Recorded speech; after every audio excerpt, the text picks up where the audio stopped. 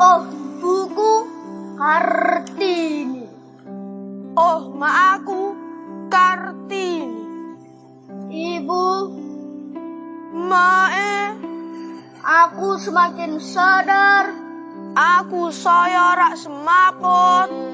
kau begitu bercahaya. Jenengan cemlorot serak mekakat. Dan kini aku semakin sadar Terus iki aku saya rak semaput. jika hidupmu sama sekali tidaklah mudah. Nek uripe jenengan beberblas rak kepuinu. Ibu, Mae, aku tahu kau tidaklah cengeng. aku paham jenengan ora gembeng. Meski engkau telah lama tiada, Rak hidup jenengan wes suwe rak tumon.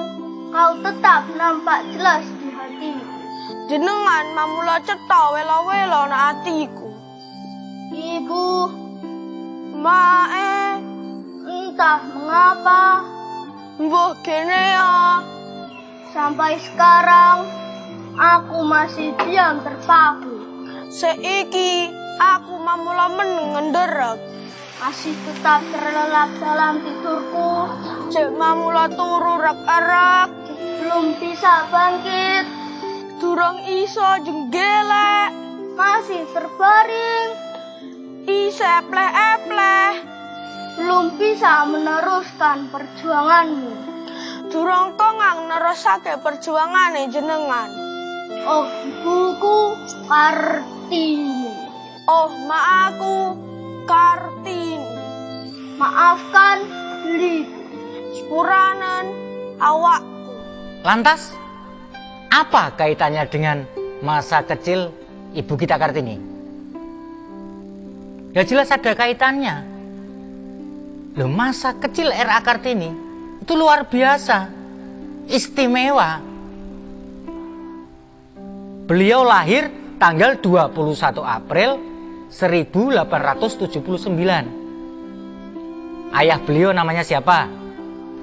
Nggak tahu. Namanya Raden Mas Sosroningrat. Ibunya namanya Ibu Ngasirah. Masa kecil beliau itu luar biasa. Nah, beliau itu putri seorang bangsawan. Karena apa? Raden Mas Sosroningrat itu merupakan Bupati Jepara kala itu.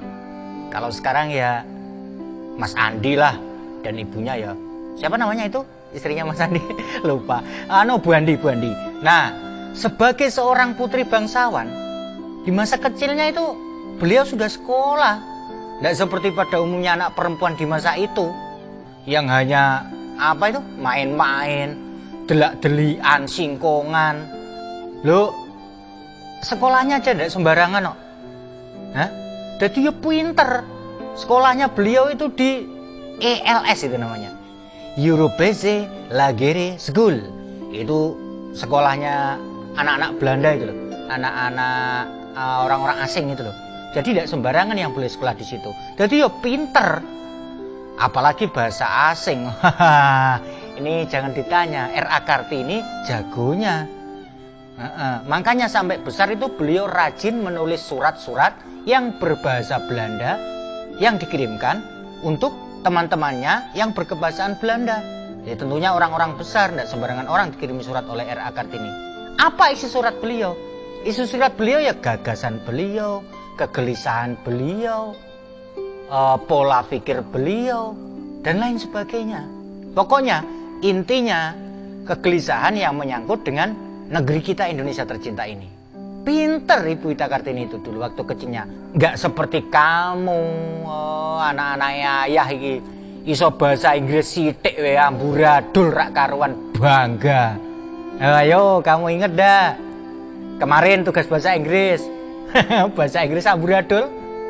This bengi the mendung is very black gembandul in the sky. Apa iku? This bengi the mendung is very black gembandul in the sky. The son of Gluduk is jedar-jedar like the poya. Lah, sing adik jawab, it is very megilan. Adik, bahasa Inggris apa iku? Hah? So, I am only sleeping in my bedroom. Ini loh bahasa Inggris model opo. Kalau R.A. Kartini tidak seperti itu. Hebat.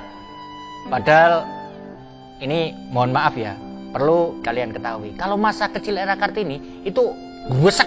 Kamu tahu gresek ya? Reseh, mecece. Terus pokoknya kalau menurut orang Inggris itu kontroversial. Terus pokoknya orang kabeh. Makanya di waktu kecil itu beliau sampai diarani jaran kore. Loh, jaran kore itu maksudnya yo senengannya mencolot moya melayu bedal sakarepe dhewe. Ora tahu gelem laku genah seperti layaknya seorang putri bangsawan. Nah, ini pernah kejadian. Beliau itu kan diawasi oleh seorang mbok emban, tukang momong. Namanya Mbok Sosro. Lah suatu saat itu pernah dimarahi Mbok Sosro gara-gara ya ngono iku prucul sakarepe dhewe. Bedal sakarepe dhewe. Lah dimarahi bukannya malah kapok, malah bales. Mbok Sosro pas deplok suruh, kalian tahu suruh ya? Suruh itu yang dimut-mut itu loh di gigi. Lah pas waktu deplok itu dicampurin merica oleh Raden Ajeng Kartini kecil. Lah bareng suruh mau dinggo suruhan, dilebokno cangkeme. Lah ra wis.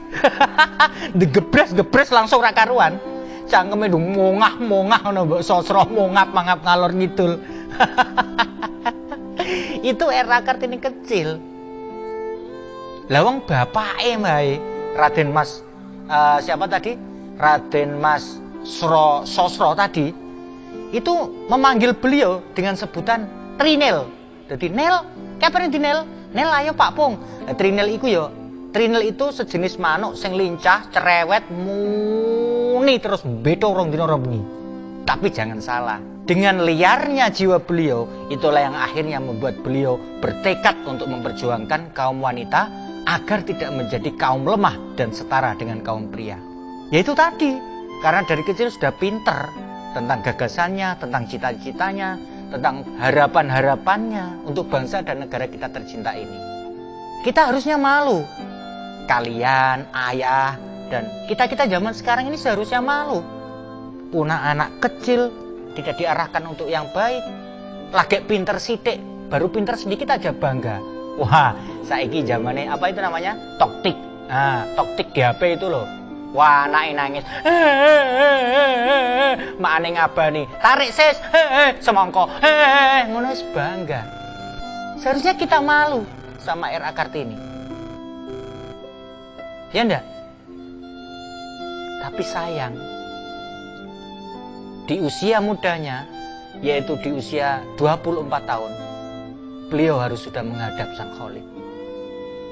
Di tanggal 17 September 1903, beliau wafat. Tepat 4 hari setelah beliau melahirkan putranya, yaitu Raden Mas Susalit Joyo Hadiningrat. Putra pernikahan beliau dengan Adipati Rembang, kalau tidak salah, Adipati Aryo Singgih Joyo Hadiningrat.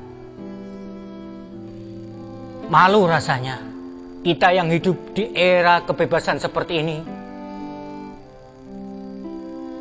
jangankan untuk meneruskan perjuangan R.A. Kartini, untuk menjaga hasil perjuangannya saja kita tidak mampu.